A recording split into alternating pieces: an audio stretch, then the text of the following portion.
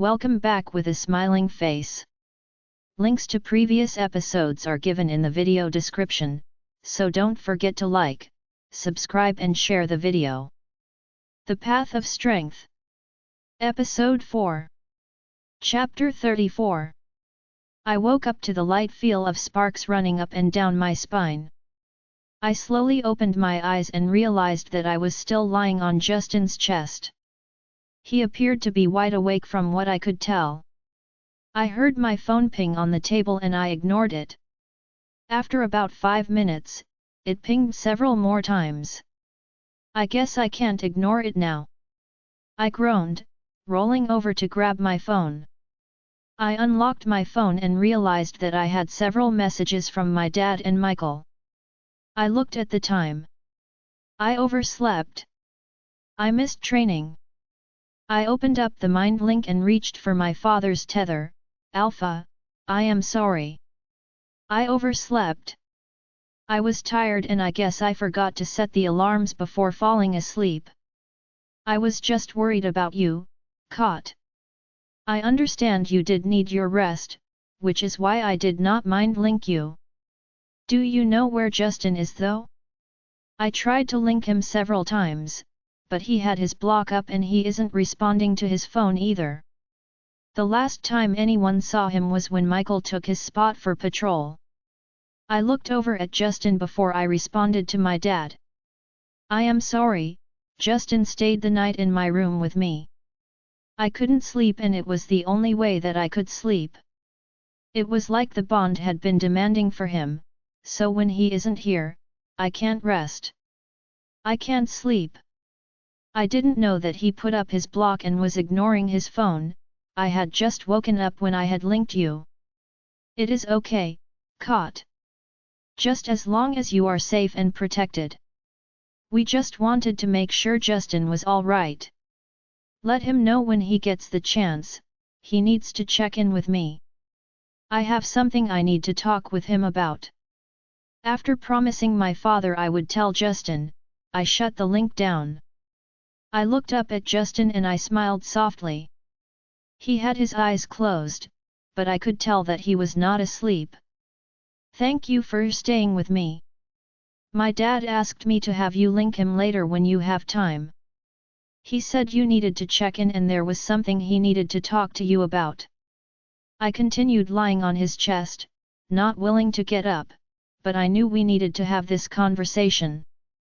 I just did not know how to start it, I did not know what to even say. I still had the fear that he would leave me when he learned the truth. We continued to lie there in silence. He continued stroking my back and I basked in the feel of the tingles and sparks running along my spine. What's on your mind, love? I can tell you are thinking about something hard. I can almost feel the wheels turning in your head. He finally asked me. I looked up into his eyes. I was actually thinking about the conversation we needed to have, but I am scared. What does my big strong alpha have to fear? You took on 10 of us yesterday without blinking and now having a conversation with me scares you. I giggled at him. I guess when he put it that way, I was sort of being ridiculous. I am scared of your reaction, but more importantly, I am scared of your rejection. I am scared you will realize that I am truly broken, and then you will leave me since I won't be worth your time or energy anymore. As I said that, I hid my face in his chest. He sighed exasperated and grabbed my chin and forced me to look up at him. When he spoke next, he spoke slowly, enunciating each word. How many times do I need to tell you, I will not leave you because of your past. I can't leave you. You are all I want. All I think about, Katalia. Please give me the chance to prove you wrong. Every time you think negatively of me and my intentions towards you, it hurts. I just want you to believe what I am saying for once. I will not leave, no matter how dark your secret is. I sat up and stared at my vanity across the table. If I am going to do this, I might as well do it now. You are right. I have not been very fair to you, you have done nothing to warrant my distrust, so here goes nothing. I couldn't look him in the eyes when I spoke next, instead I continued starting at my vanity. I was 12, Oliver had invited me to a party in the Crimson Sun pack, which is the pack that is next to us. I didn't want to go, but I did not want to disappoint Oliver. He told me Michael was going to this party too. What felt like every month, the alpha heir from the Crimson Sun pack was throwing a party, and usually most of the teens from my pack were invited, and it was supposed to be considered an honor to be invited. The party itself was considered to be exclusive. After much begging, I told him that I would go, but first I had to complete some of my homework that I had accidentally let pile up. I was a boring child, I really just wanted to focus on my studies and training. At that time, I thought I would not be alpha, so what I could do with my life was in the air. I knew that if I wanted to get into a decent college, then I needed to have outstanding grades, which I did. I knew that I would have a share in my father's companies, but I did not want that to be my only legacy. At the time, I planned to go to school for a business degree with a minor in law. Simple, right? Anyway, it was a quiet night. The Alpha and Luna did not monitor us too closely. They just didn't want us doing anything that could negatively reflect on them or the pack, which we understood, even though sometimes teenagers would be teenagers. I was running behind that night because I had lost track of time. I had sent Oliver a text and told him that I was running behind and that he could go ahead and head there without me. I would be there when I got the chance. An hour. That's what I told him. Give me 1 hour and I will be there. He agreed, so I finished getting ready and left my house. I made it outside our territory and to the part between the two packs that were considered no man's land. I should have called Michael or Oliver or even asked my parents to give me a ride that night. They would have. Maybe if I was wearing something different. Or if I was better during training, nothing would have happened to me. I had an uneasy feeling. I felt as if I was being watched. I then heard a twig snap and I whipped around and saw 3 males step out from the protection of the trees, rogues. I was trapped by 3 rogues. I did the only thing I could do was run. I ran like my life depended on it. Unfortunately, that night I had chosen to wear some heels. The more I think about it, the more I think that my parents should not have allowed me to leave the house in what I was wearing. It was like I was asking for it. I continued running until, unfortunately, my heel got caught on something in the ground. I fell and rolled. The rogues caught up to me, I stopped talking to catch my breath and I started to hyperventilate. A panic attack. That is what I was having. It has been so long since I have had to delve into my trauma aloud. I hated this, I didn't want to look into his eyes. I think he knows where this is going, I don't want to see disgust or hatred in his eyes. Justin wrapped his arms around me and pulled me against him. He whispered soothing words about how it was all right and nothing would get to me with him here. Goddess, I wished I could believe him. They threw me on the ground when I went to stand up. One of them began taunting me, he ripped my shirt and skirt off, leaving me in a bra and panties, while the other 2 held me down. They took turns me. I heard his intake of breath and his hands slightly loosened from around me. I screamed until I was hoarse. No one was coming. The worst part was I wasn't even that far from the Crimson Sun pack. I was right there, maybe 5 more minutes and then I would have been within their territory. They continued to FK me and torment me. I tried fighting them off in the beginning, but my attempts were futile. Nothing I was doing was stopping them. Oliver and Michael finally showed up. After I had missed the time, I told Oliver I would be there. Plus, I wasn't answering any messages, so Oliver had freaked out and went to Michael and asked him to help him look for me. They were the ones that found me, according to Michael and Oliver, that image was forever ingrained into their memories, and for the longest afterwards, they were having nightmares about what they saw, what I looked like. The only people that knew from the pack were those at the pack hospital and the ranked members. It was kept quiet. I didn't want anyone to know about my shame. From that moment on, I had changed. I stopped talking to people. I was highly popular at school, with other pack members, but I just couldn't do it anymore. I couldn't put up the facade, so I withdrew from everyone. I sunk into a deep depression. My father made me attend therapy, but I stopped it by the time I was 14 because it was not helping me. Justin's hands fell off of me the longer I continued to speak. There. I told him the truth.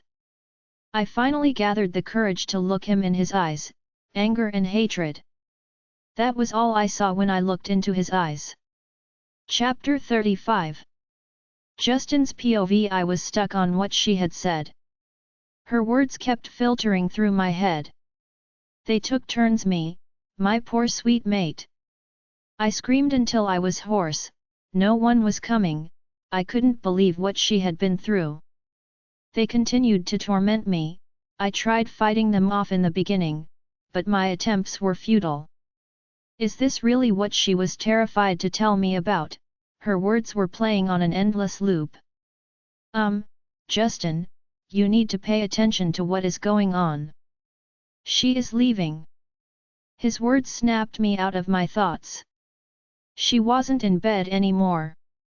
She had gone to the bathroom and I heard the lock click. I FK'd up. It shocked me when she told me. I don't know what I was expecting her to tell me, but it was definitely not that. I made my way to the bathroom. I could hear her quiet sobs. I quietly knocked on the door. Caught, love, can we talk? Will you please open the door? No, go away. I don't want to talk anymore. I will make it easier for you. You don't even need to look in my eyes to reject me. I, Catalia Frost, future alpha of White Fang, reject. I don't let her finish the rest of the sentence. I jammed my shoulder into the door and I heard the hinges groan under the pressure. You, Justin Carter. I rammed into the door again. I felt the pain in my chest starting as she continued with the rejection. The fifth time I rammed the door, the hinges gave way and I was able to get him. I rushed into the bathroom. Catalia's eyes were red and puffy, she had tears streaming down her face. I gripped her face in my hands and lifted her face to look at me. Please, can we talk? Please listen to me before you reject me. I begged her. I never would have caught myself begging someone. Begging was below the standards I had set for myself, but I would do anything for her. She just does not understand it yet. She didn't say anything to me. She just sits there, tears streaming down her face, her arms wrapped around her knees.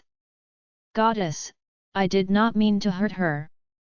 I didn't mean to upset her. Can I pick you up? I hesitantly asked her.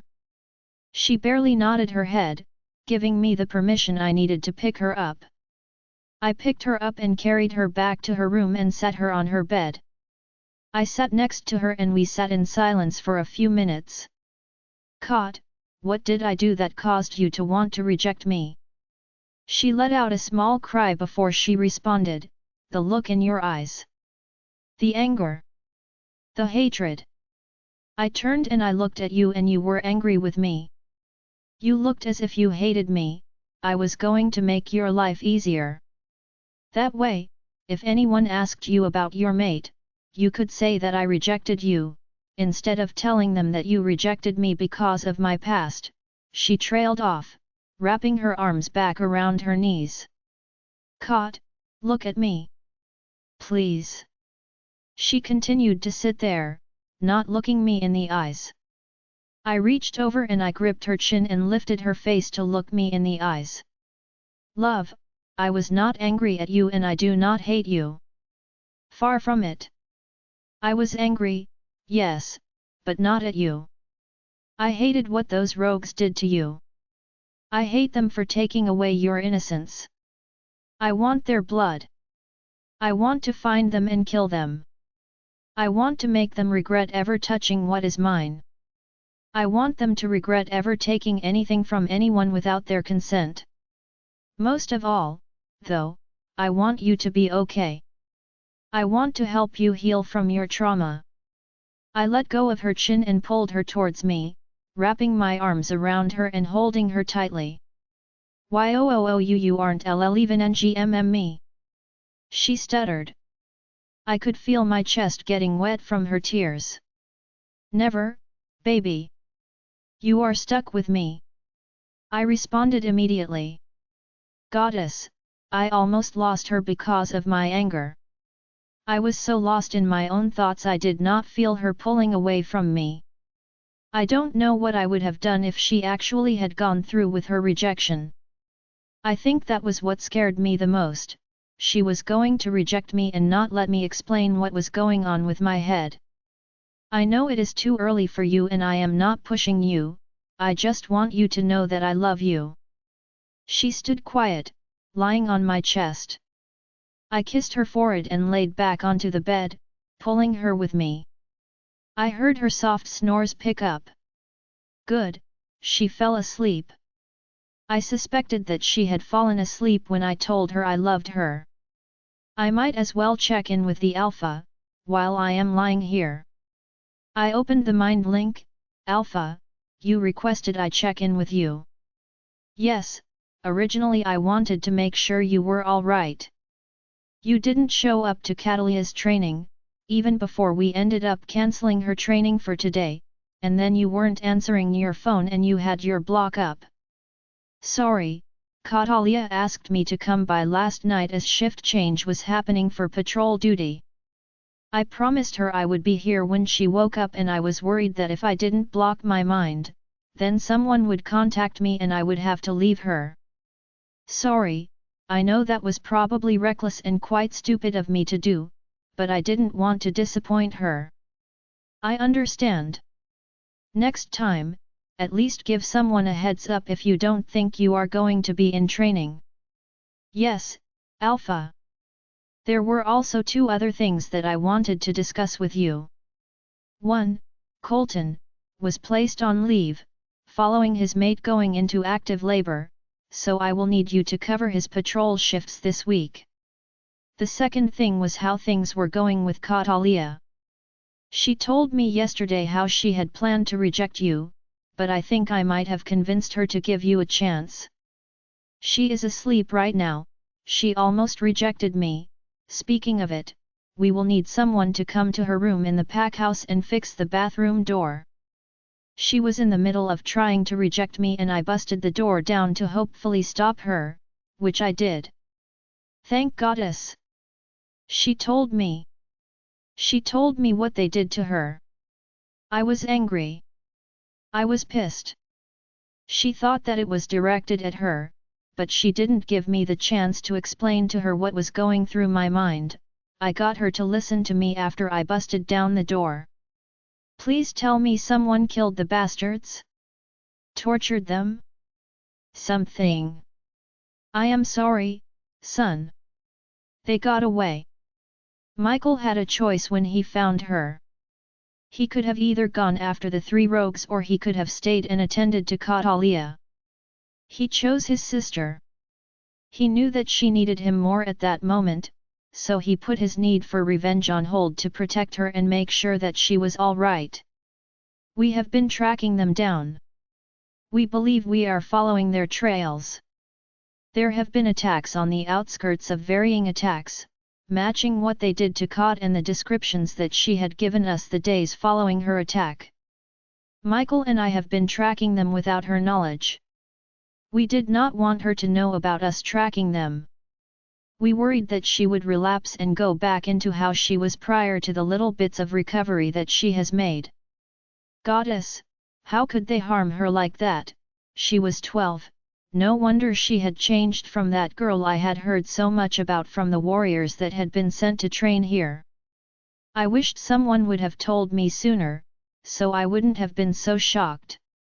Please, when you find the bastards that hurt my mate, I request that I am the one allowed to deal with them.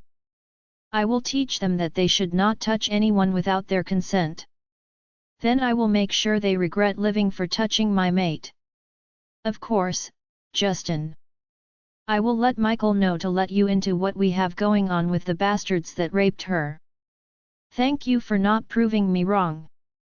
I was worried for a second that you would prove me wrong, but I am glad that my instincts about you were right. Yes, Alpha. I cut the link when I felt Cot begin to stir. She slowly opens her eyes and looks up at me. I didn't realize you were still here. I am sorry. No need to apologize, love. You were tired and I was happy to hold you and lie there with you.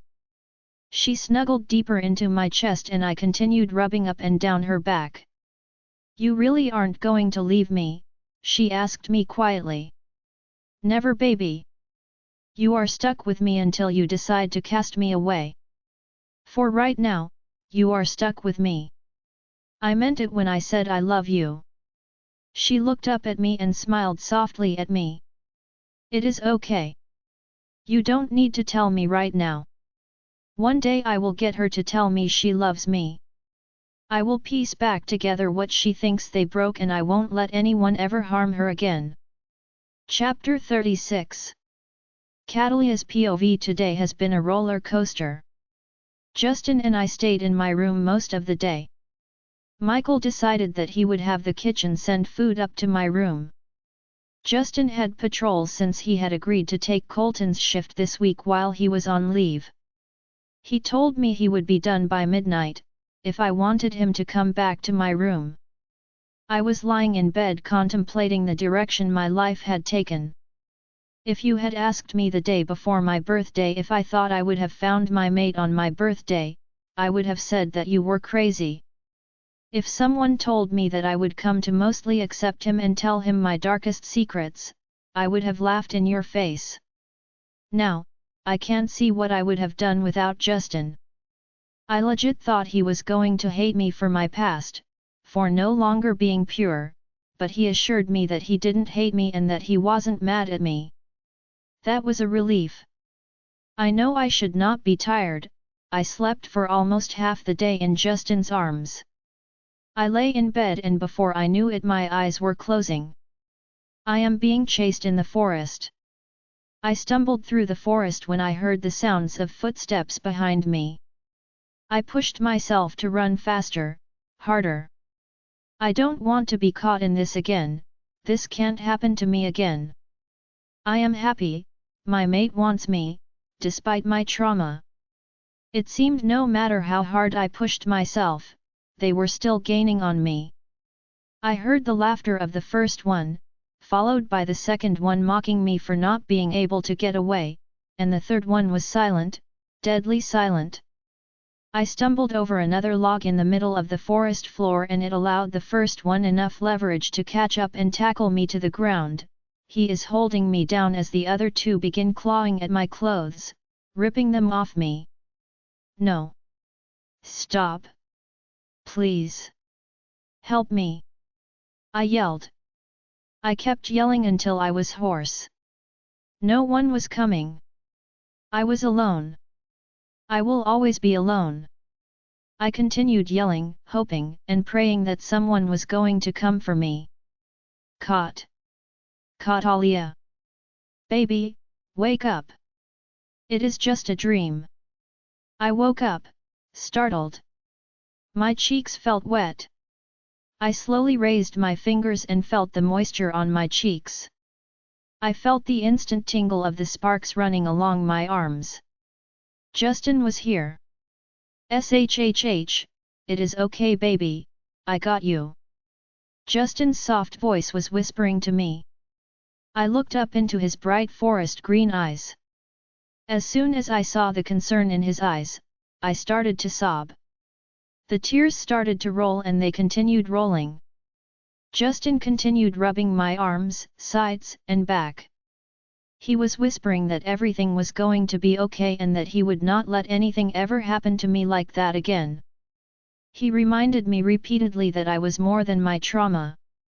After 30 minutes, I started to calm down and the sobs turned into dull hiccups. "Do you want to talk about it?" Justin asked me quietly. I nodded my head. Now that he knows about my trauma, I can tell him about the dreams. So, I started from the beginning. I told him about therapy when I was growing up. I told him about the dreams that have only since gotten worse. I confessed about the pills that I usually take in order to sleep and push away some of my darker thoughts. I confessed how I have not been taking the pills at night, so the dreams have returned, full swing.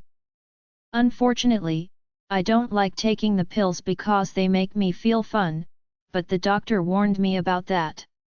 She did tell me that it would hit the point that my body becomes used to their effects.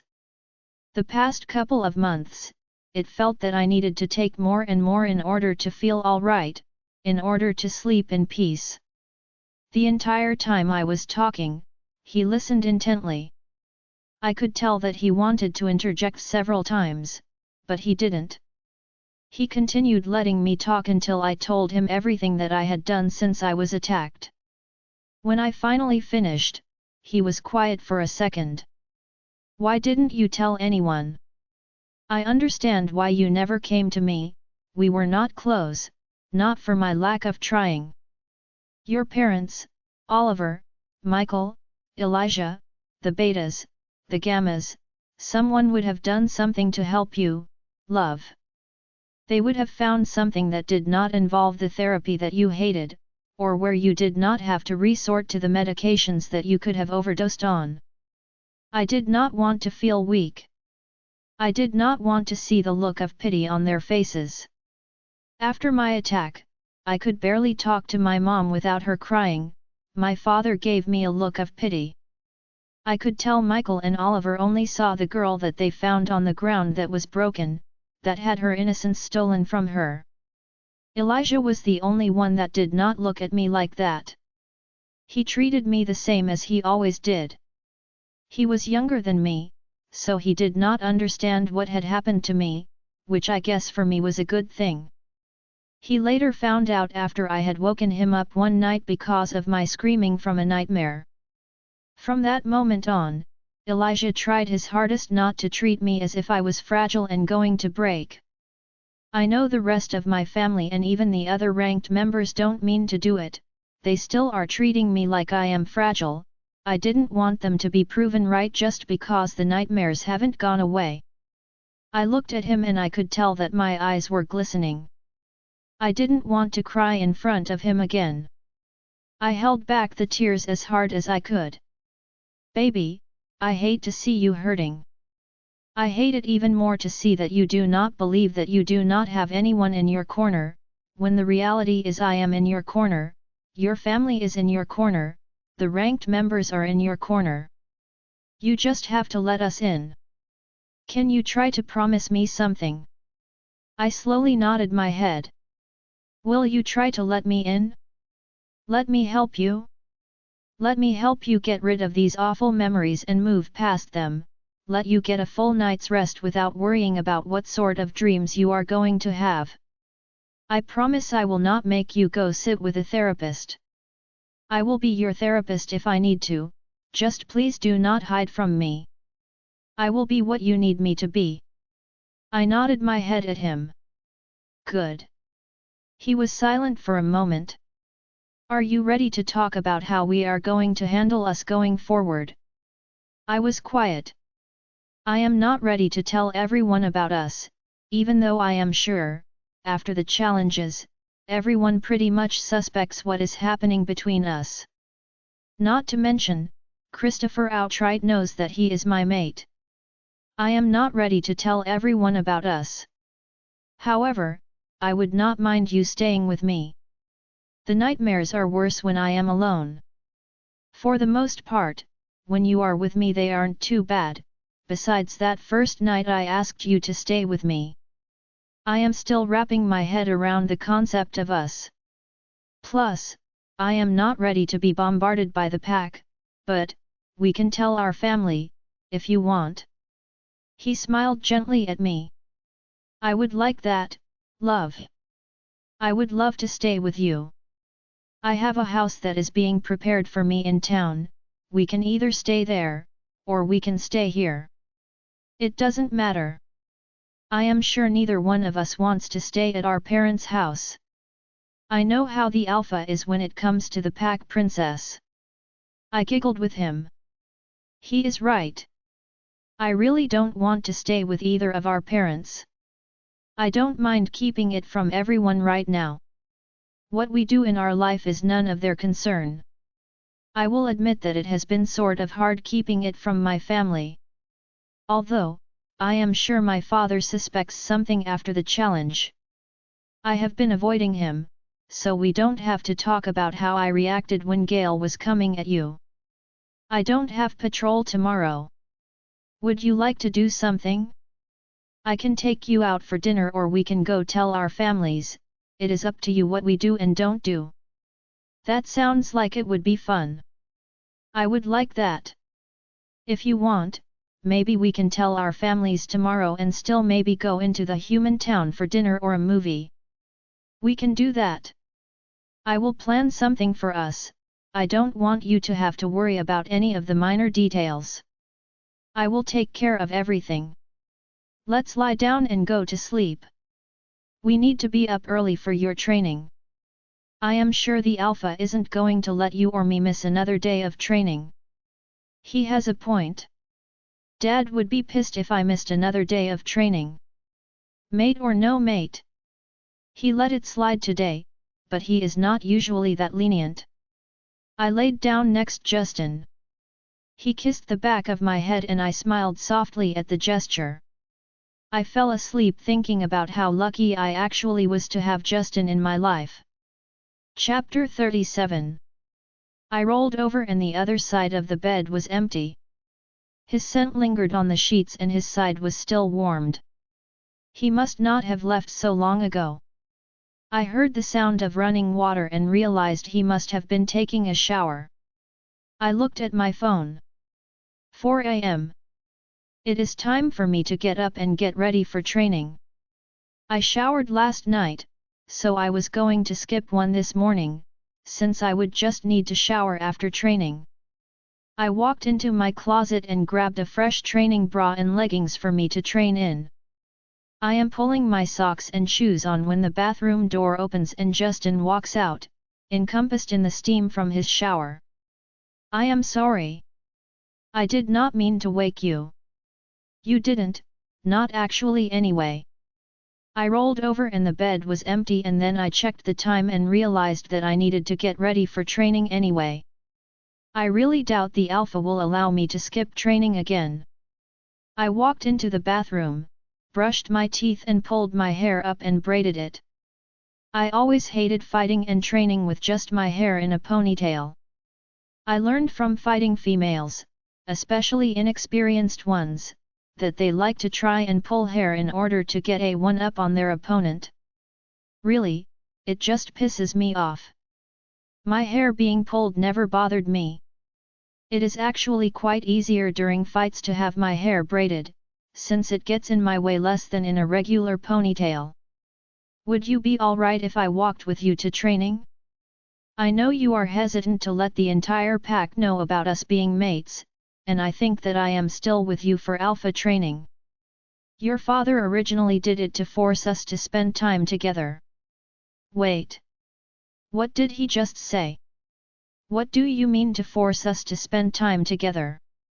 Why would he want us to spend time together? I asked Justin suspiciously. I swear if he did what I think he did, he is going to be a dead man. Well, on your birthday, after you ran from me, I had no one to talk to. I couldn't go to my friends for obvious reasons, so I went and talked to your brother and he was with your father when I went to him. I just wanted a way to get you to at least give me a chance. They both assured me they would not tell anyone. I think the alpha even hid it from the Luna. I slowly advanced towards him. You mean to tell me that my father has known about us being mates this entire time?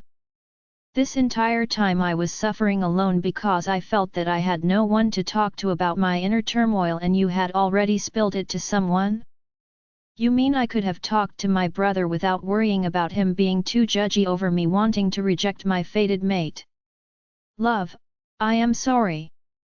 I didn't mean to upset you. I didn't mean to tell you either, it just sort of slipped out. I lunged towards him and slapped him upside the head. Next time I tell you not to tell anyone, I mean do not say a word to anyone, including my brother and the Alpha. Yes, love. I promise. I will not tell them anything else, unless it directly affects your safety and well-being. We begin our trek towards the training grounds.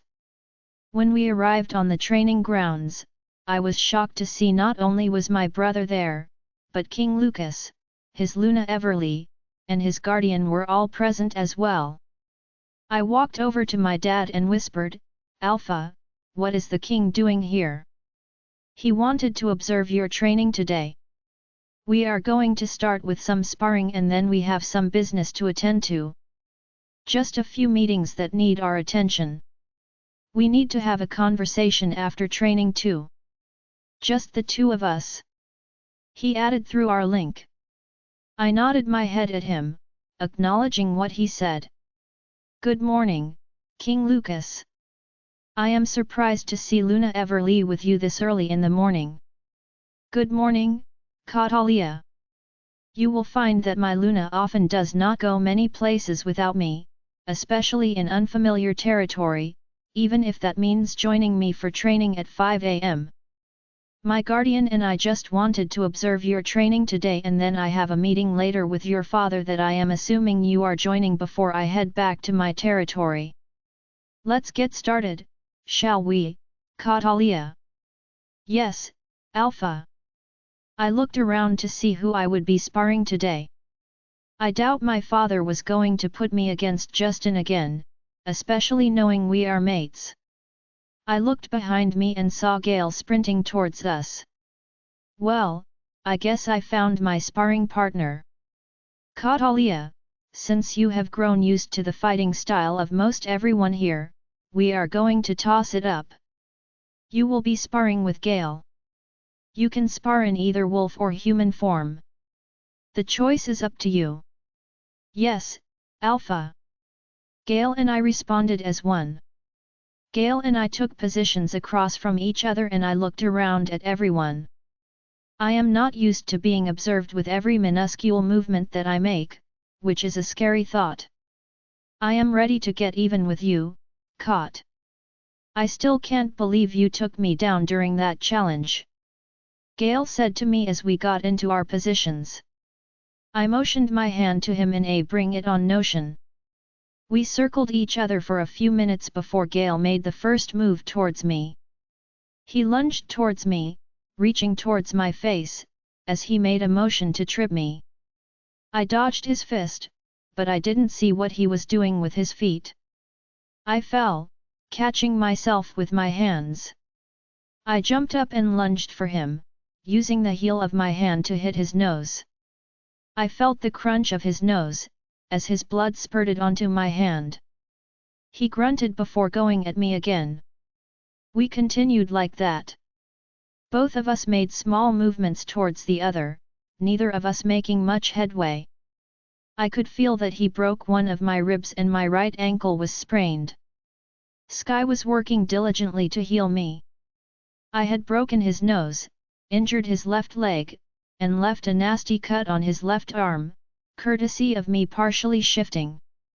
I had to deal with every time he landed a hit, Justin would let a low growl. I don't know if he will be able to hide what we are from each other much longer. He is going to have all the warriors scared to touch me at this rate. Gale makes a move to lunge towards my left side, but I do not see in time, so he is able to kick me straight into my chest and then he proceeds to sweep my feet out from under me.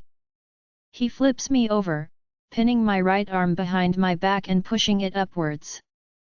I felt the bone break and I let out a loud growl. Stop!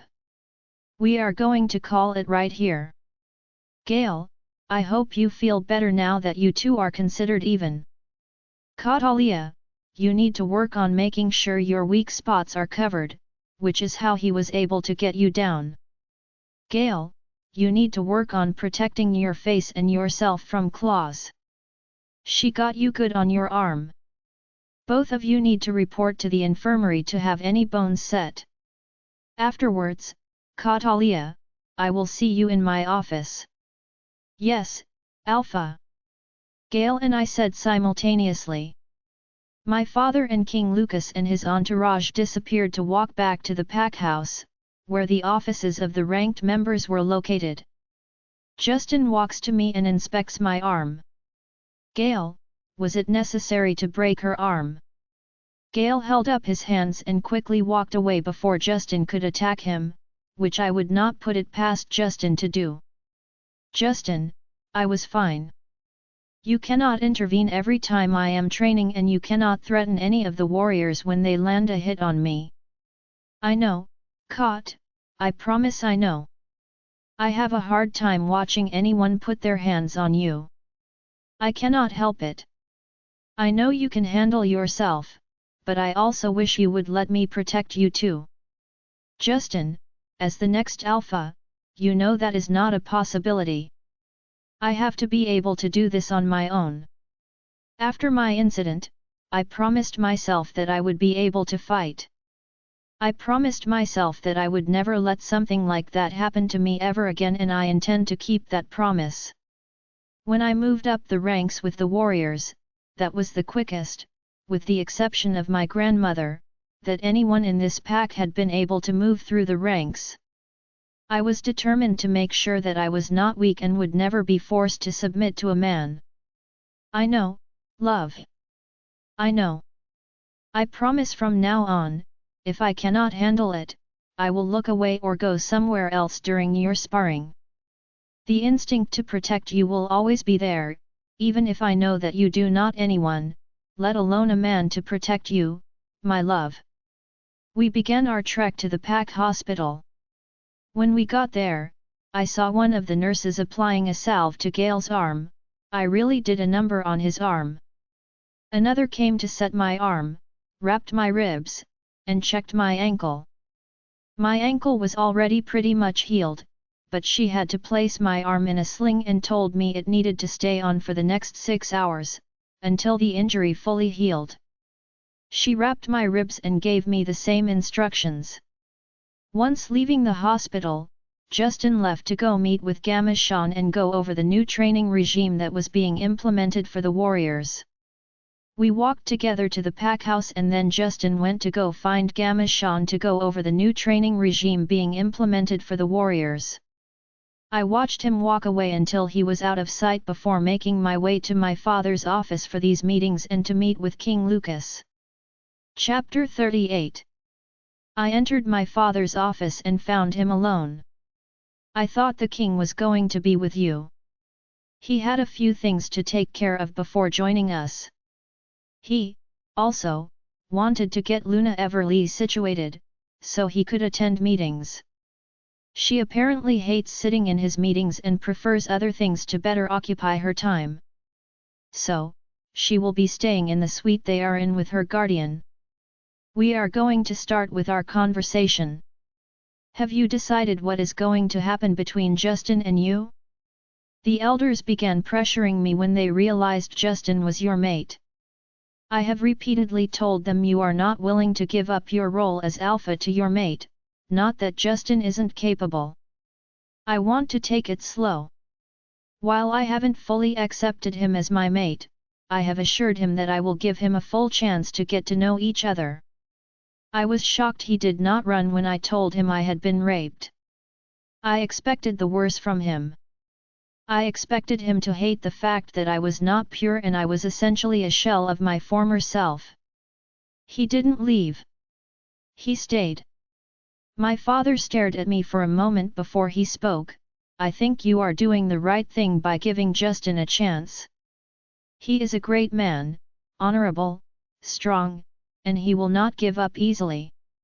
He is smitten with you. Your mother has not put two and two together. When do you plan on telling her? Elijah suspects it, but he isn't going to outright ask anyone. We had decided that it was okay to let our families know. I just don't know if I could handle the entire pack if they knew, especially since I am unsure if it works out between us. I want to save not only myself, but Justin from that kind of embarrassment. We were going to come by the house later tonight and I was going to introduce him. Then, we are going to go to his house for me to officially meet his family. Afterwards, we were going to go out, probably to the human town to avoid the watchful eyes of pack members. Good, I will let your mother know to expect some guests today. She is going to be so happy, Catalia. Just then there was a knock on the door. My father yelled for them to come in. King Lucas opens the door and walks in. I bowed my head to him and so did my father. King Lucas, thank you for joining us today. Lucas nodded his head towards my father before he took his seat in the chair next to me. Catalia, you did well today in training, but the alpha is right. You need to work on covering your weak spots. If your weak spots are covered, then you have a higher chance of not falling into your opponent. However, from what I understood, the young warrior was looking for vengeance from the challenge the other day. Yes, Gale was quite upset over our fight and felt that today was his way of getting even, which is why he volunteered to help in my training today. The king chuckled. I will give it to him. He is strong. I was more worried about what was going to happen to him from your mate. The young warrior was ready to take him down for laying a hand on you. I thought he was going to attack Gale when he broke your arm. Do you have any plans for you and your young mate?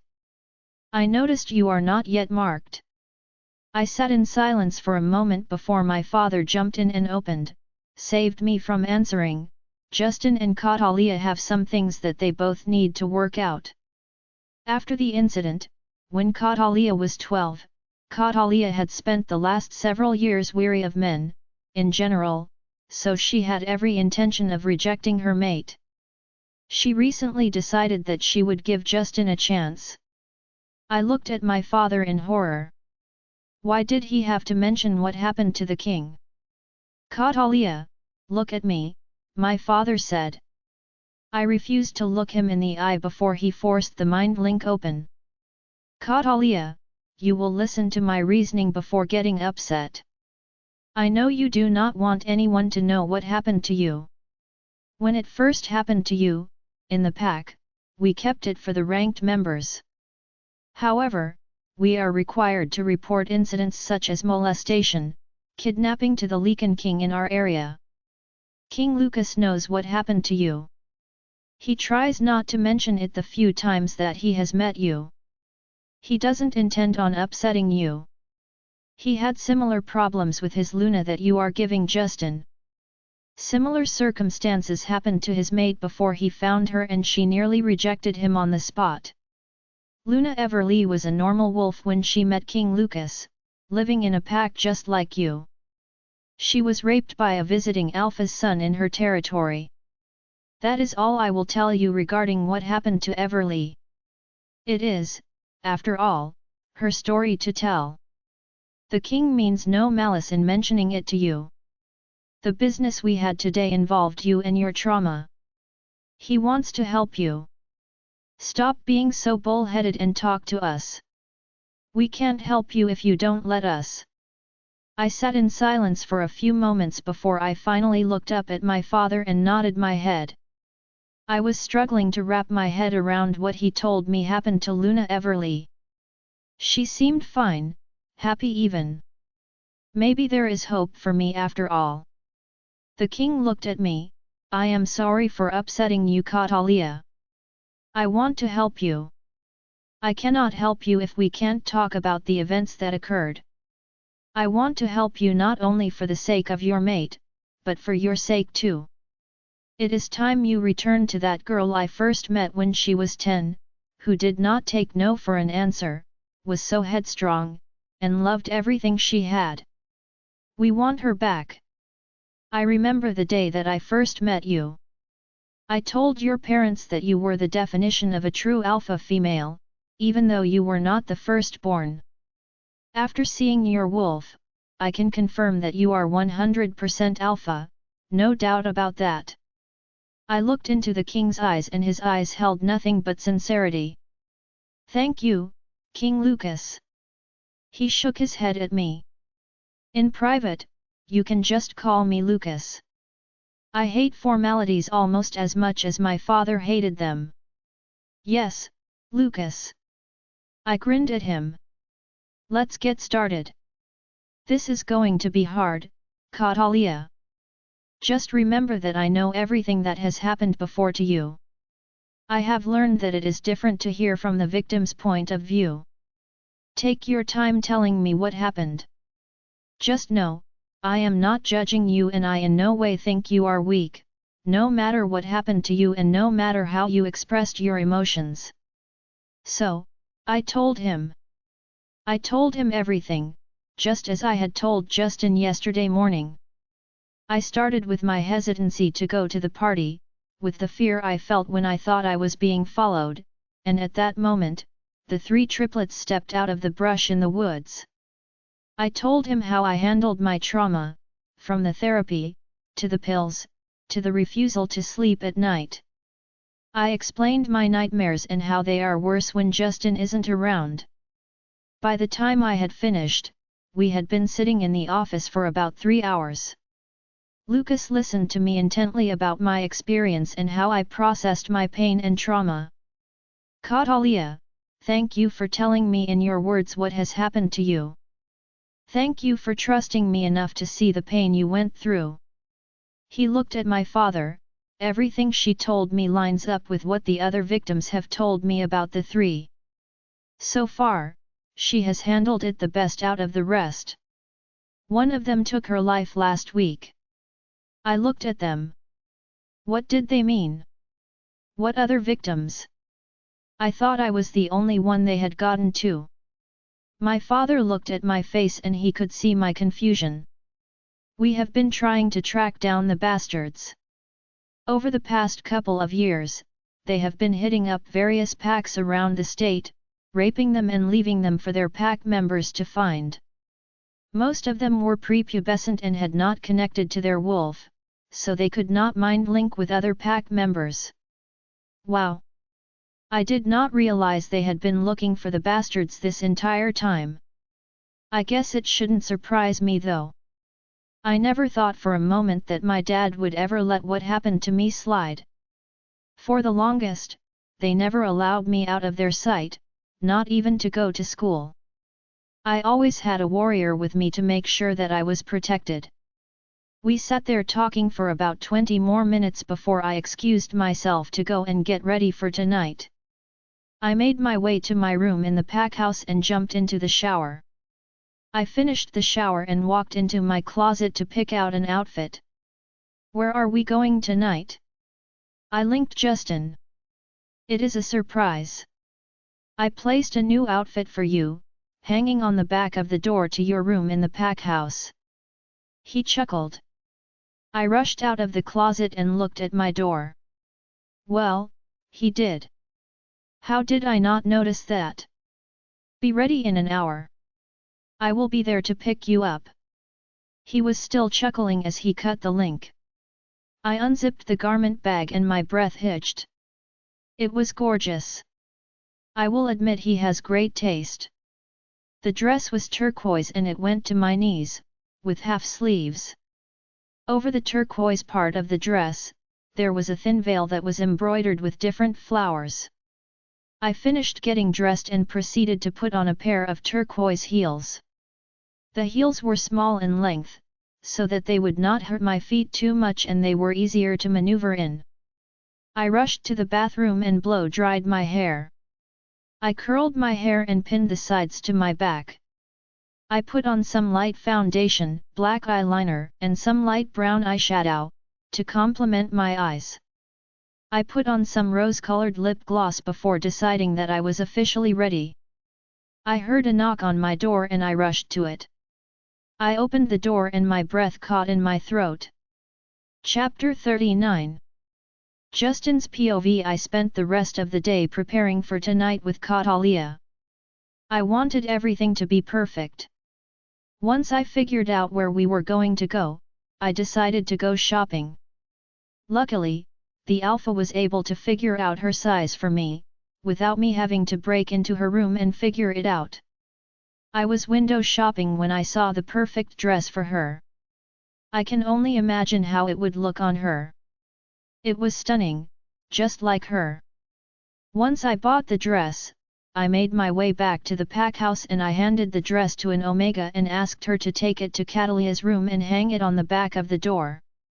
I had decided to wear a plain black button-up short-sleeve shirt that showed off the tattoo on my arm and a pair of dark jeans with some of my nicer dress shoes. Now, I am heading up to her room. We planned to tell our families before we went on our date. This way, our families weren't kept in the dark, even though my mother already knew, even if she did not know that I had told her. I feel the nerves bundling in my stomach as I make my way to her room. I know I shouldn't be nervous. I have been on dates before. I have been with other women before. None of them were my mate though, which is what set this apart. I wanted to impress her. Goddess, I hope this does the trick. With my nerves still bouncing around, I knocked on her door. As soon as the door opened, my breath caught in my throat. She was stunning. I knew the dress would look wondrous on her, but I never imagined it would look this breathtaking. I had chosen a turquoise dress because it reminded me of the color of her eyes. It went to her knees and had a veil that covered the fabric and it was painted with different flowers. She had decided on a pair of turquoise heels, which was shocking that she even had those in her closet. She kept her makeup light and her hair was done in loose curls, with the sides pinned to the back, and she was wearing the necklace that I had gotten her for her birthday. "You look gorgeous, Kat," I said to her breathlessly. "I guess you clean up pretty well yourself." I laughed with her. "Yeah, I guess I do. I cannot remember the last time I even remotely dressed up. Usually, I wear what I practice in or anything pretty casual." I held my arm out for her. She smiled at me as she took my arm. We made our way out of the pack house heading towards her parents' house. "Are you sure about this?" I asked her. "Once we do this and we tell them, there is no turning back." "I am sure. For right now, I am okay with our parents knowing about it. Since my father knows, it would only be a matter of time before my mother found out too." We continued walking in silence until we reached her parents' house. Once we reached the front door, she opened and walked right in. Elijah was the first to notice us and greeted his sister with a hug. He looked at me and nodded his head. I nodded my head back in acknowledgement. "Mom! Dad! Kat is here and she has brought a friend with her," Elijah yelled. "Elijah, I don't know why you always insist on announcing when Catalia brings her friends to our house. The only one that she has ever brought to the house is Oliver. There is no need to announce his presence," the Luna yelled at him from the kitchen. Elijah looked at me and chuckled. "She is in for a surprise then," he mind-linked me. I looked at him and shook my head while laughing to myself. Catalia was glaring at Elijah. I heard footsteps on the stairs and turned my head to see the Alpha and Michael making their way down the stairs. They both went to Catalia and gave her a hug and then they each shook my hands. "I guess we had better take you to the kitchen to introduce you to the Luna properly. Are you two staying for dinner?" the Alpha asked us. No. I had actually made plans for us in the nearby human city. We were just stopping by to put everything in the open with both of our families before heading out. I told him. He nodded his head in acknowledgement. The Alpha walked into the kitchen and went straight for the Luna, giving her a hug and a kiss from behind. We have company, my love, he said to her, and no, it is not Oliver this time. The Luna quickly spun around. Oh my! I didn't realize that Catalia had brought home a different friend. I am so sorry. I didn't mean to confuse you with Oliver. I laughed. It is fine, Luna. I know it is uncharacteristic for Kat to bring anyone home with her. My love, this is Justin and he is one of the pack warriors. He helps Gamashan lead training sessions. He is one of our best warriors, the Alpha told his Luna. Catalia cleared her throat and looked at the ground. I could see the beginnings of a blush forming on her cheeks. Mom, I have some news for you. I probably should have told you on my birthday, but I didn't know how to handle it. What is it, sweetie? Well, you see Mom, Justin is my fated mate, her mom and Elijah gasped. They both looked over at me. Elijah had a huge grin on his face and his mom pulled me into a bone-crushing hug. Geesh, Mom, give him some room to breathe. You do not want to suffocate Catalia's mate, Michael said as he walked into the room. She lets go of me. I am so sorry, Justin. I was just shocked by the news. I am more unnerved that Kat did not tell me that she had found her fated mate. The Luna then eyes Michael and the Alpha suspiciously. Wait. You two do not appear shocked to hear this. Why am I just now finding out about this? They both rubbed the backs of their necks and looked at the ground. Mom. My love. They both began at the same time. They both pointed to me. Justin told us and he swore us to secrecy not to tell anyone. Whoa. Whoa. Whoa. I cannot believe they both threw me under the bus like it wasn't anything. Catalia, I am happy for you. Justin seems like he is very capable of loving you and being just the man you need, her mother said. Catalia twiddled with her thumbs and looked at the ground in front of her. Her neck was beginning to turn a rosy shade of red and her cheeks were beginning to heat with her blush. I looked over at Kat before I spoke to the Luna. Luna, I will do everything in my power to be everything that your daughter needs me to be. I promise I will be whatever she wants me to be. Young man, you do not need to call me Luna. You can call me Isabella or Mom. You are my daughter's mate and that makes you now family. Thank you, Isabella. If you don't mind, we need to go ahead and head out. We are stopping by my parents first and then grabbing my car and going to the nearest human town for the night. We bid goodbye and left her house. It was about a 15-minute walk to my parents' house. We walked in a comfortable silence. Thank you for dealing with my mom. I know it made her happy to realize that I had found my mate. She was worried that I never would or that I would reject whoever it was on the spot. I am sorry about the bit about Oliver. They were right, though, the only friend I ever brought to the house was Oliver. It is fine, love. No need to apologize. If you think your mom was bad, wait until you see my parents in action. She giggled in response. I walked up the front steps and opened the door. Mom. Dad. I am home. In here, Justin. My mom yelled from the kitchen.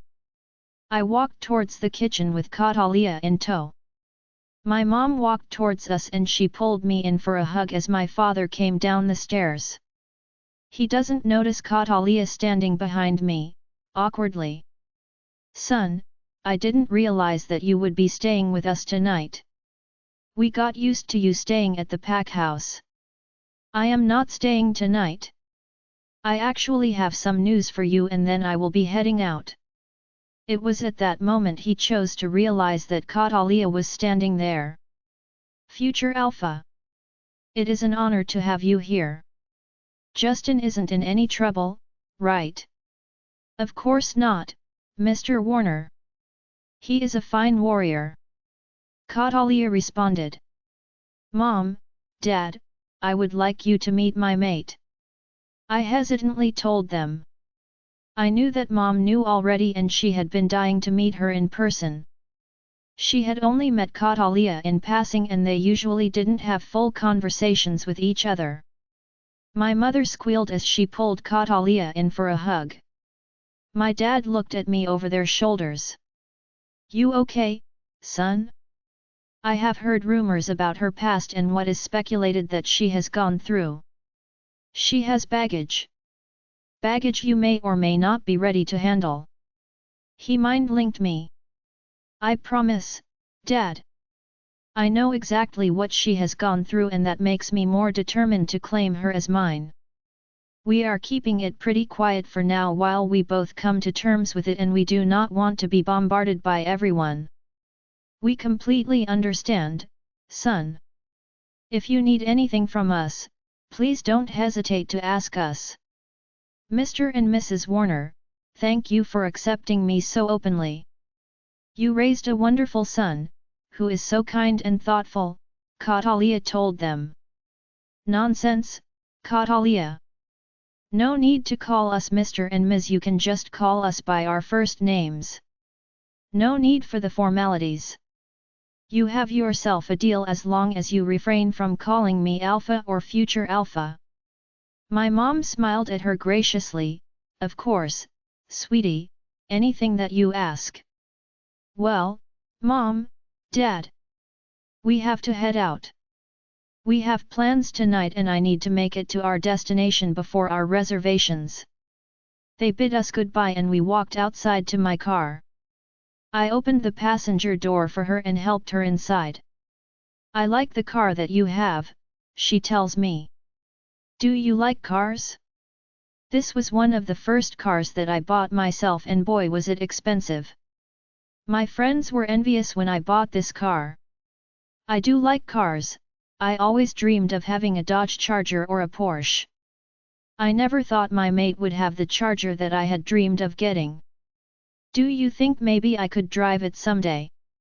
I chuckled at her. Of course, you are more than welcome to drive it. Just let me know when and where and I will let you take it for a spin. I paused for a minute. Only because I like you though.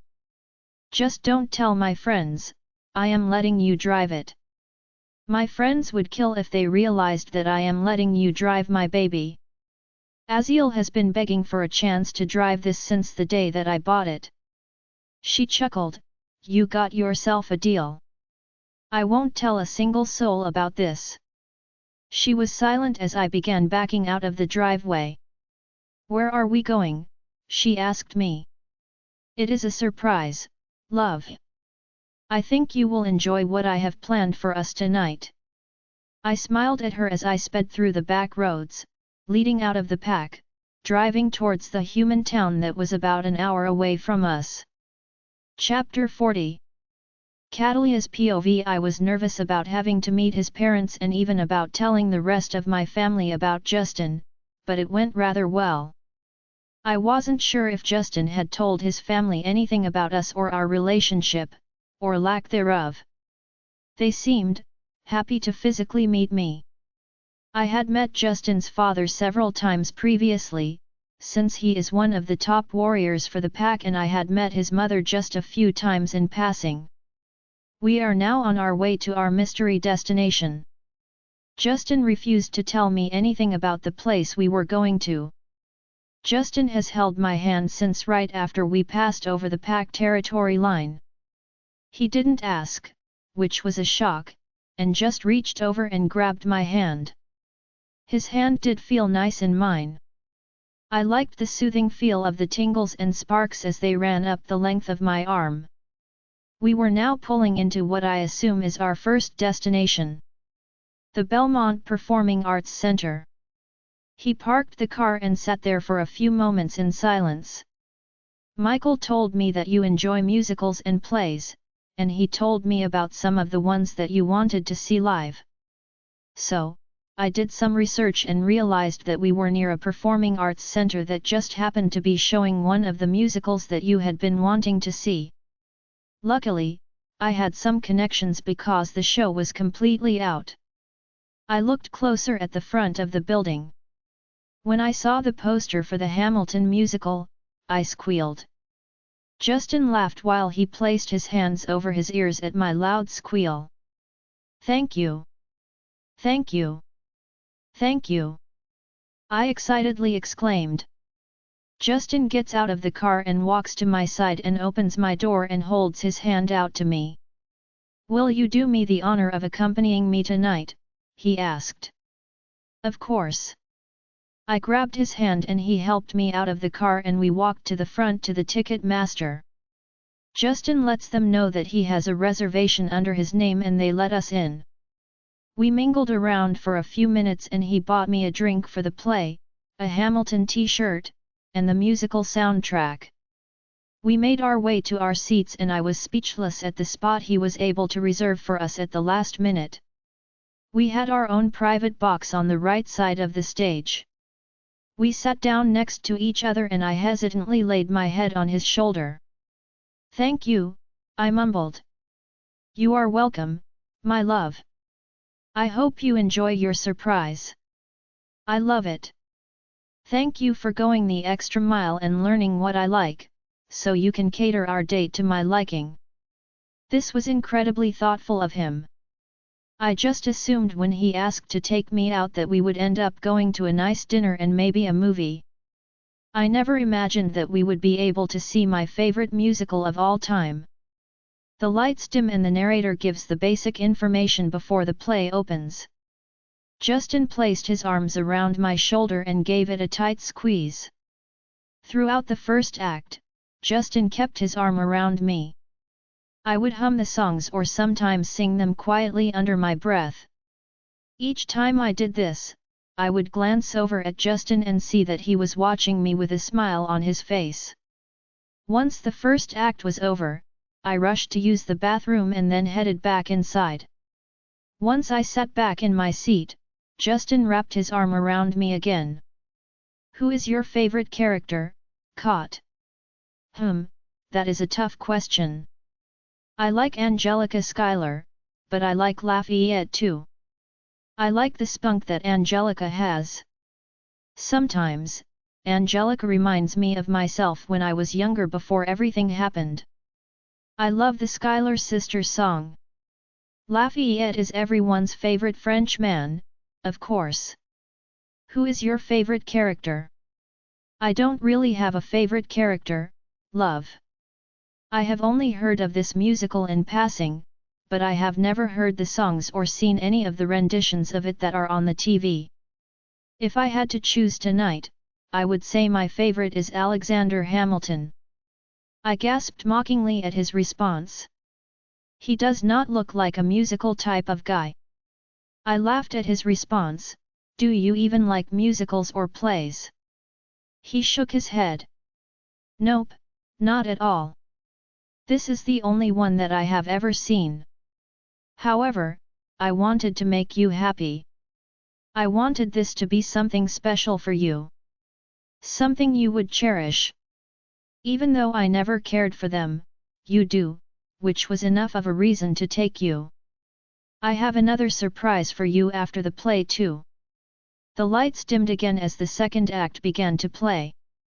We watched the second act and Justin continued to keep his arm around me, occasionally rubbing my shoulder. I sometimes caught him watching me with a smile on his face. Once the play was over, he told me that we needed to wait until the theater cleared. So, we sat back and waited until the very last person left the theater. We left our seats and made our way to the cast members' entrance. "Are we doing what I think we are doing?" I looked at him excitedly. He gave me a small smirk, but didn't respond. As soon as we made it backstage and I saw the first set of cast members, I let out another squeal. Justin laughed as he mind-linked me. I have a friend that is part of the traveling company and he was the one that hooked me up with the tickets. He, also, hooked me up with a small meet and greet for you after the show. It helps that my friend is another werewolf, so he understood the importance of impressing you. Plus, he loves what he calls puppy love, aka young love. He is crazy, but we grew up together in my old pack. He plays one of your favorite roles, none other than Lafayette. I giggled at how he described his friend. We spent an hour and a half talking with the cast and crew for Hamilton before Justin told me that we needed to leave before he missed our dinner reservations. His friend walked us out of the theater to Justin's car. I hope you enjoyed the show, Catalia. I can tell Justin definitely has himself a good one. You should have heard him gushing about you to me when he was trying to convince me to hook him up with some tickets. Thank you so much, Mr. Hartley. I thoroughly enjoyed the show. Girl, how many times do I need to tell you that you do not need to be so formal with me? You can just call me Tyson or you can call me what I am usually called by Justin. What do you usually call him, Justin? Justin rubs the back of his neck before responding, usually it's a magic roaring cunt. I laughed. I was definitely not expecting that. There has to be a story for his second nickname. Why in the world do you have a name like that? They both laughed before Justin answered me. Well, before he left to aspire to his dreams of being a performer, he had a girlfriend who was uber extra. Young Tyson here managed to piss off the girl by accidentally kissing her twin sister, which rightfully pissed her off. So, in their fight, she called him a juggling thunder cunt and the name stuck. When he pisses me off, I tend to call him that. Sometimes I call him that just for of it. I laughed at his explanation. Justin opens my door for me and I go to get into the car. Thank you again for the tickets and the meet and greet. Appreciate it. I really do. I hope we can meet up again sometime. I would love to hear more stories from when you and Justin were growing up. No problem, Catalia. I would be more than happy to give you more stories about Justin. I have a ton of stories. I laughed as I shut the door and Justin went to get in the car after giving his friend a hug goodbye.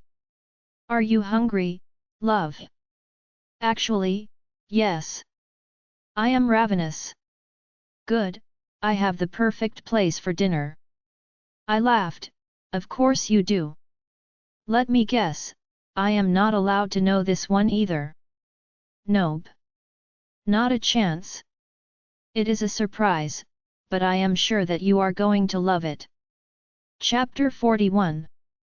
Justin's POV, she is adorable. I loved watching her facial expressions during the musical.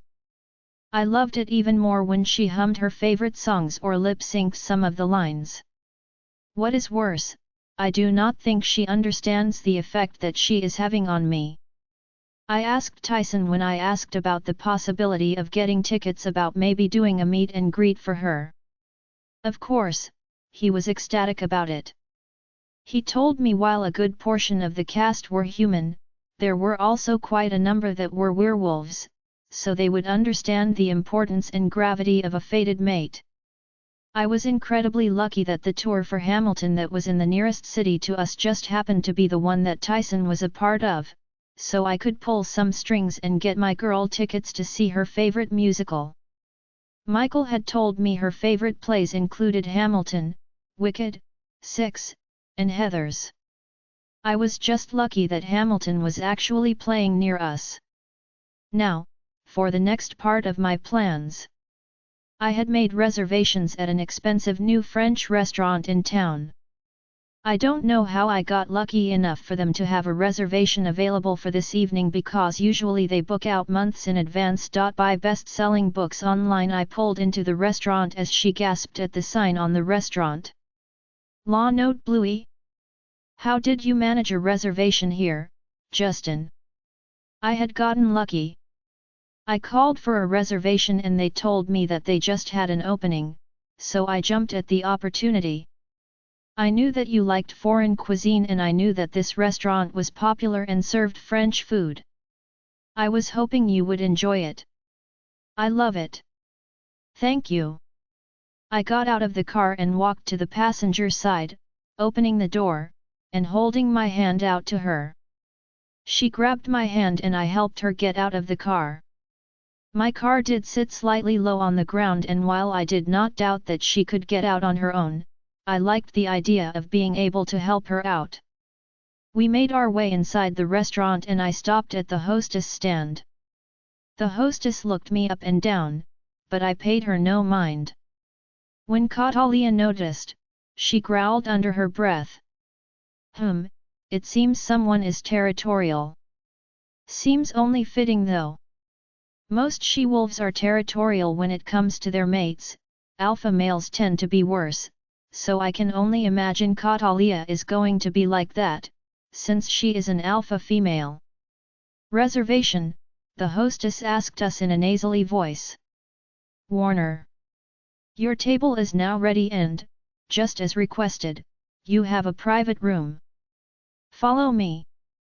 We began to walk to our table when I heard Catalia growl under her breath again. What's wrong, love? She looked at me, annoyed. You cannot tell me you do not see this woman flirting with you? She is sashaying her hips as she walks and she paid me no attention, instead she was checking you out. Love, are you jealous? I think I enjoy you being jealous. It means you care. Do you really think I could notice her when I have you by my side? You are absolutely stunning. You are perfect and everything and everyone melts away when you are near me. I could never be entranced by another female. You are it for me, love. You will be it for me for the rest of my days, I whispered to her. The hostess finally stopped at our private dining area before she flirtingly told me that our waitress would be with us soon. Please make sure that we have a male waiter, please. No female. The hostess looked taken aback, but she nodded her head. Yes, Mr. Warner. I pulled out Catalia's chair for her and she took her seat. I sat across from her and reached my hand out to grab hers. The waiter came in as soon as he noticed Catalia. He was looking her up and down and I could make out the smallest hint of his eyes darkening. I growled low in my throat. My wolf was not pleased. He does not like others checking out what his is. To my wolf, this was worse than the female because the female was a human, but this boy was a wolf, so he was extraterritorial. The waiter heard my growl and jumped at it. If you are done ogling my mate, you can take our drink orders. Yes, sir. I am sorry. I didn't mean to offend you. What can I get you started with to drink? Trust me. I linked Catalia. She hesitated for a moment before nodding her head yes. Let us have a bottle of your Chateau La Mission Haute Brion and some water on the side. I ordered for us. How hungry are you, love? Ravenous, she responded. We would also like to try your smoked salmon and rye canapes. Of course, sir. I will grab your drinks from the bar and get your appetizer in immediately. I nodded my head at him and turned my full attention back to Catalia. Was someone a little jealous? She asked. Of course, I was. He was checking out what I hope you will let be mine. Regardless, he should have sensed that we were, also, wolves and kept his eyes to himself. I could practically sense his thoughts when he looked at you. His eyes lingered on your chest and legs longer than necessary. At least the hostess was human, so she doesn't understand the idea of fated mates or what we are to each other. At least, what I hope you will let us be to each other. She laughed and goddess, her laughter was magical. I smiled at her, just as the waiter brought out our water, the bottle of wine, and 2 wine glasses. Are you ready to place your order? No, I responded in a clipped tone, we need a little bit more time. He nodded and walked off. Catalia still had an amused glint in her eyes. Go easy on the poor boy, Justin. He looked no older than 16. He probably did not know we were fated. I am not marked, so it isn't something that may have crossed his mind. For all he knew, we are friends. For her, I would cut the boy a break, but he had better keep his eyes to himself. I will not put up with him checking out my mate, even if it is harmless. Alphas may be territorial and protective, but I am too, even though I was not born with alpha blood. I smiled at her softly. For you, I would do anything, including cut the boy a break. She gave me a soft smile before thanking me.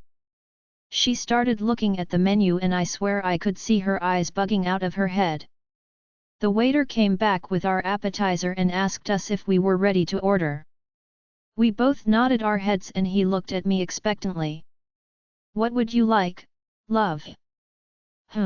I would like the stuffed pork tenderloins with bacon and apple Riesling sauce with a salad with a raspberry vinaigrette dressing.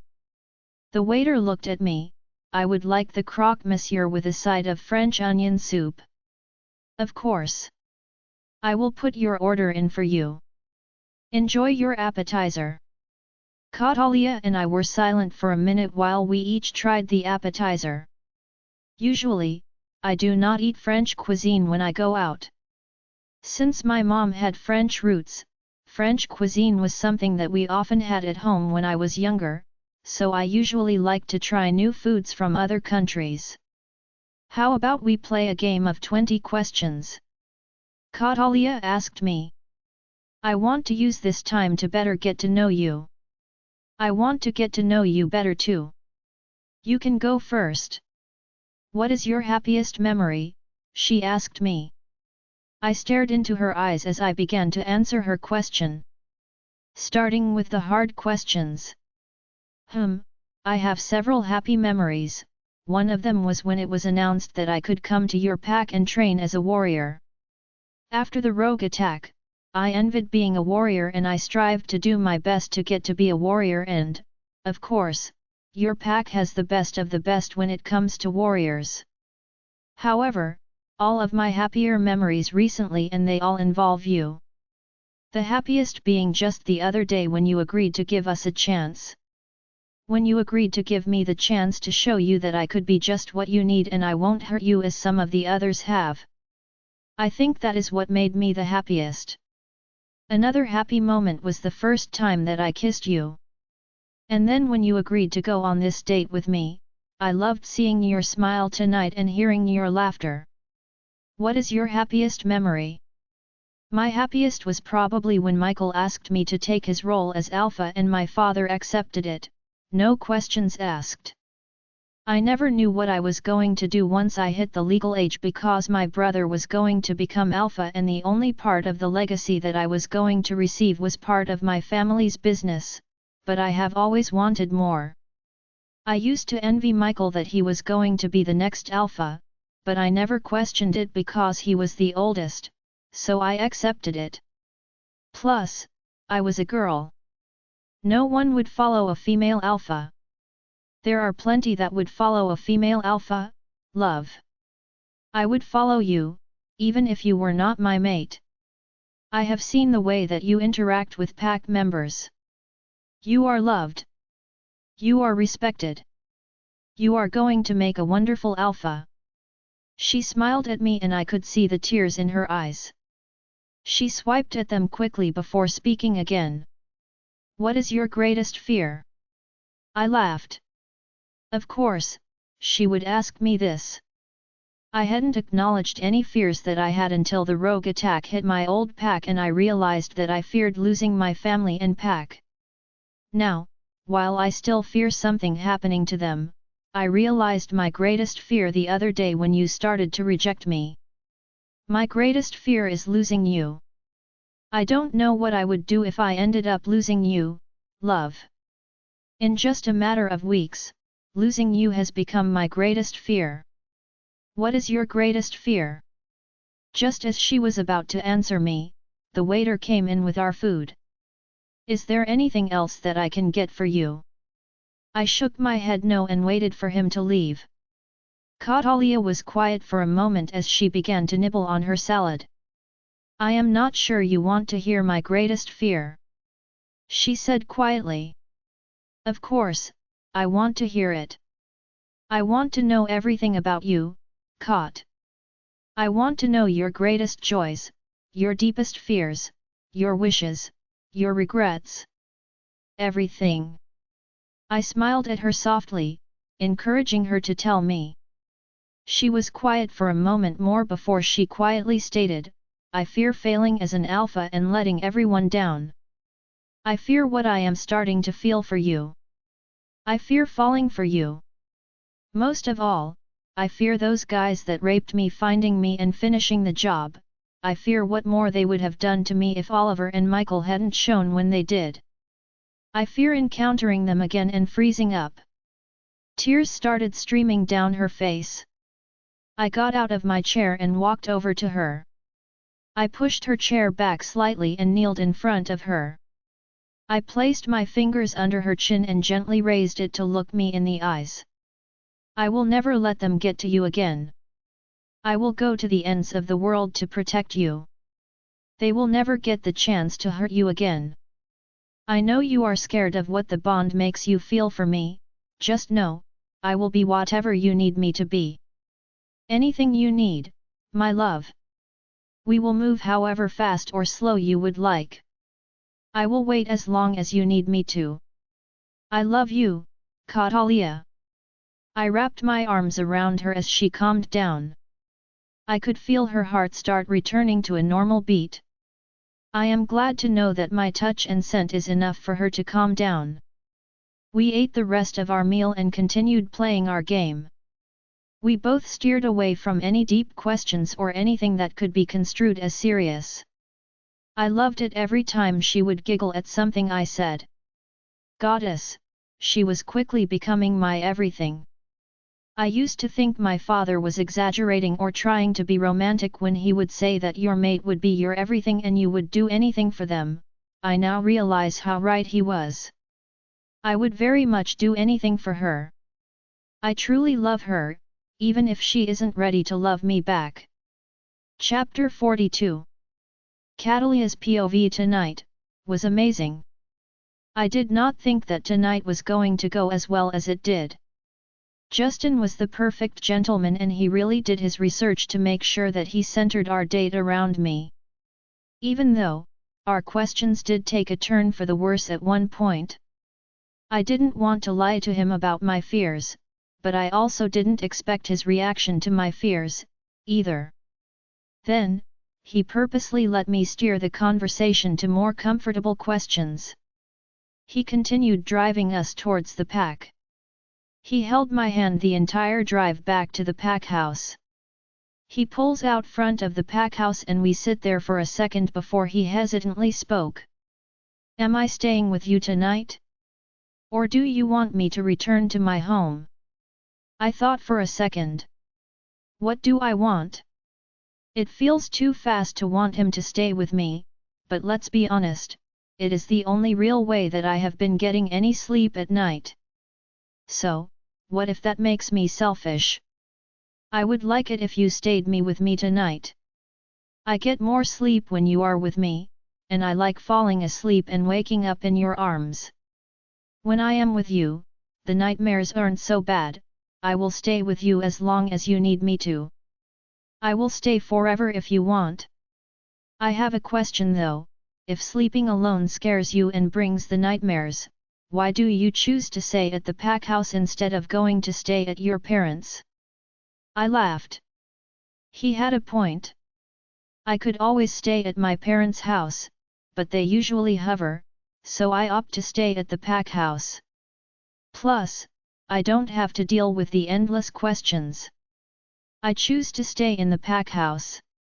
My parents like to hover and I sure they will hover more that they know I have found my fated mate. Also, I was often waking Michael up in the middle of the night.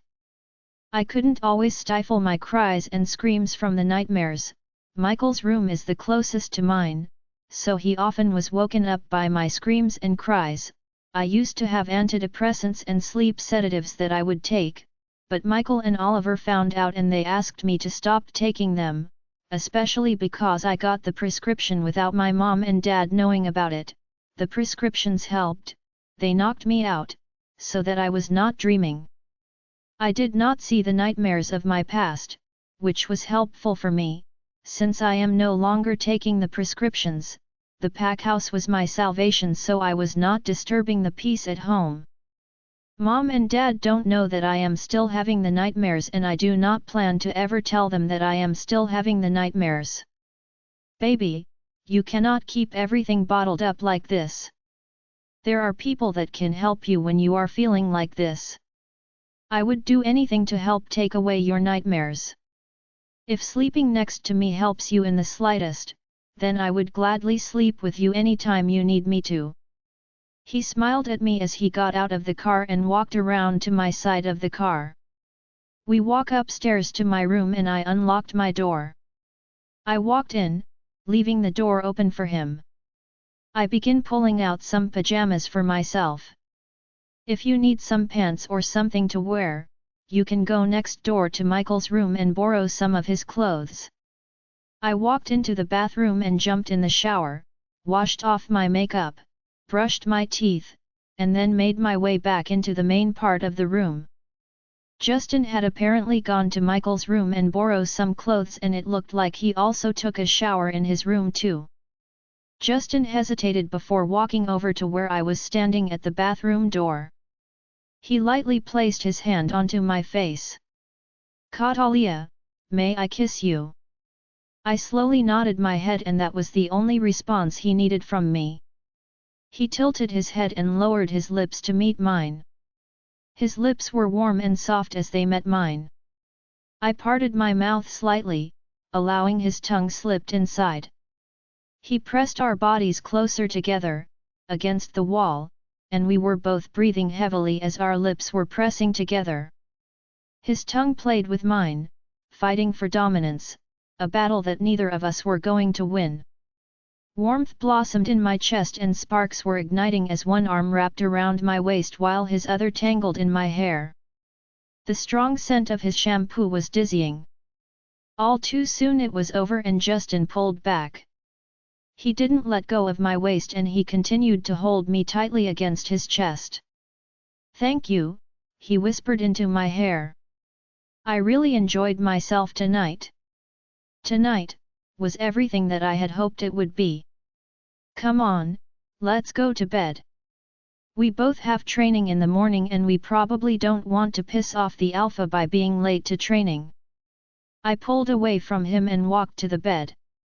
I pulled my blanket down and crawled under the sheets.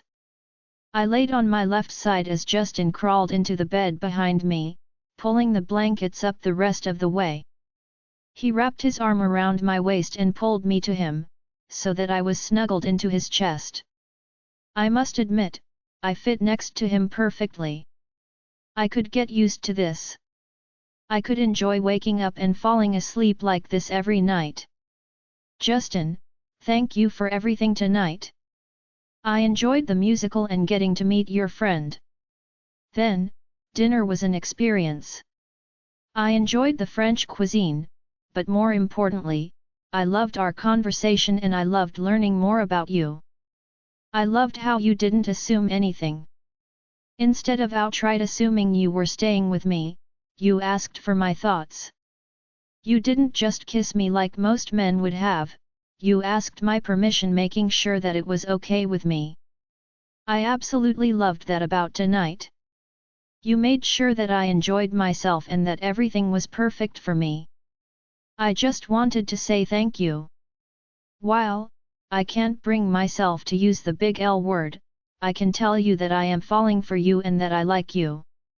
I just fear what will happen to me if you leave me or if you decide waiting for me is too much." He kissed the top of my hair before speaking. "Baby, how many times do I need to tell you that I would never leave you? I love you even if you are nowhere near ready to tell me that you love me. I do want you and that is not going to change anytime soon, love. I love you, Catalia. Good night. Sleep tight, my love. And with those final words, I fell asleep with a smile on my face. Chapter 43. 6 months later. The past 6 months have really flown by. I continued meeting with my dad for my alpha training. Justin continued to attend training with me and he would become overprotective if I was sparring with anyone besides him and they injured me. He has definitely taken the whole overprotective mate to a whole new level. We have continued to grow closer. I can tell that Justin wants more, but I still struggle with giving him more. I am now certain that Justin would not harm me intentionally. However, I still have the fear of giving myself to him 100%, but I can tell that he is ready to mark me. Sky is constantly telling me, more like demanding me, to just go ahead and let him mark us. She wants her mate to the fullest and I know he feels the same way. I am falling for him with 100% certainty. If there is one thing I am certain of, it is that I am falling for him and I would be hesitant to say that I do love him, even if the thought of loving him is scary. He has been my rock the past 6 months. He has done everything in his power to help protect me and make me feel safe and loved. I am about a month away from turning 18, which means I am preparing to officially take the role of alpha from my father. Starting today, Luna Everly, King Lucas's mate, will be meeting me to try and help me overcome some of my trauma and pain. I stared up at the ceiling in my room, while I contemplated whether or not I should really get out of bed. I know I needed to. I had an appointment with Luna Everly that I needed to keep. I looked behind at Justin's peaceful, sleeping face. I sighed. I really don't want to wake him up, but I may not have a choice. Plus, he also told me he wanted to be there for my meeting with the Luna. He wanted to be there and she told me that it would be fine if my mate attended the session with us. Justin, it is time to wake up if you want to attend the meeting with Luna Everly with me. I said to him as I gently shook his shoulder. He grumbled in his sleep and pulled me tighter against him. Goddess, this is the fight I have with him every night. Usually, it is a struggle to wake him up, unless we have training. But, today is Sunday and Dad gave me the day off, so that I could meet with the Luna. I shook him harder, but he still wouldn't budge. He will be upset if he misses this meeting, so I have to find a way to wake him up. I thought for a second before a thought occurred to me. Fine, you wanna do this the hard way? We will do this the hard way. I smirked mischievously. I wiggled my body out from under Justin's arms. As soon as I was able to get out of his arms, I made my way to the bathroom and grabbed a bucket out from under the sink. I turned the water to cold and filled the bucket halfway with the cold water. I, then, went to the mini ice maker that I had in my room and filled the bucket the rest of the way with ice. Justin was going to kill me, but this was going to be worth it. Once I had my bucket of ice water, I walked around to where he was lying. I shook his shoulder. Last chance, Justin. Wake up, sleepyhead. He growled low before he tossed to face the other way. I shrugged my shoulders. Suit yourself. I warned you. I dumped the bucket of water onto his head and made sure I ran to the bathroom, so he wouldn't attack me when he woke up. Justin sat up quickly in the bed and yelled, "What?" He searched the room until his eyes met mine and I was laughing hysterically. I was doubled over, my side was hurting from all the laughing, and I had tears streaming down my face. Catalia! Justin yelled. Justin, I told you that you needed to wake up several times. I tried. You didn't wake up, so I did the only thing I could think of to wake you. Your mom gave me the idea a while ago. She told me this was how she sometimes had to wake you and your sister up for school. I shrugged my shoulders. I guess you will learn that you need to wake up when I tell you to. He jumped out of bed and rushed to where I was. You are going to pay for that. I dodged his first attempt, which put me directly in front of the couch. On the second attempt, he was able to tackle me and I tumbled on the couch. The couch rocked with the impact of both our weights. Justin began to tickle my sides as I tried to squirm, unsuccessfully, out of his reach. I am sorry. I'm sorry. Please stop, I screamed while laughing. Nope, not stopping anytime soon, love. You are gonna have to work for it. I think because of your naughty behavior, I am expecting a kiss from you. Justin said while he was laughing. I wiggled a little more before yelling, fine. Fine. You win. I will miss you. He stops tickling me as he awaits for me to kiss him. I leaned over to him and he closed his eyes and I gave him a small peck on the cheek. There you have your kiss. I said as I was laughing and getting off the couch to get a card to play. Justin laughed. Katalia.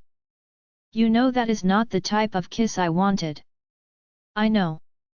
I said, giggling, but, you never told me what kind of kiss you wanted from me, so you got what I was willing to give. I stuck my tongue out. Come on, we need to get ready to meet Luna Everly, if you still want to do that with me today. Of course, I do, babe. I want to go anywhere that you go. He responded cheekily. Goddess, this man was such a sweet talker. I picked out a nice dress with some low heels to wear for my meeting with Luna Everly. Hilda, will you send an Omega up to clean my room, particularly my bed? Justin had a wee accident. And if you ask him about his accident, he will tell you that it is all my fault. Just know that he is lying and it is not my fault at all. I told her, laughing. I heard her laugh as a response to my statement. Yes, future alpha. I will send one to take care of your bedding. I finished getting ready while Justin showered.